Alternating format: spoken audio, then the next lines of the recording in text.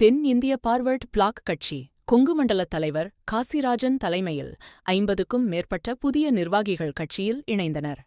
தென்னிந்திய forward black கட்சி கொங்கு மண்டல தலைவர் காசிராஜன் தலைமையில் கட்சி பொறுப்பாளர் விஜய் ஏற்பாட்டில் காந்தி நகரில் உள்ள கட்சி அலுவலகத்தில் மாற்றுக் கட்சியிலிருந்து 50க்கும் மேற்பட்ட புதிய நிர்வாகிகள் தென் இந்திய பார்வர்ட் பிளாக் கட்சியில் தன்னை இணைத்துக் கொண்டனர். உடன் சண்முகராஜ், ஐயப்பன், மணிகண்டன், வசந்த், கார்த்திக், பாலாஜி மற்றும் கட்சி நிர்வாகிகளும் பொறுப்பாளர்களும் கலந்து கொண்டனர். அனைவருக்கும் அசைவ விருந்து வழங்கப்பட்டது. கலந்து கொண்ட அனைவருக்கும் 2026ஆம் ஆண்டு கட்சியின் கேலண்டர் வழங்கப்பட்டது.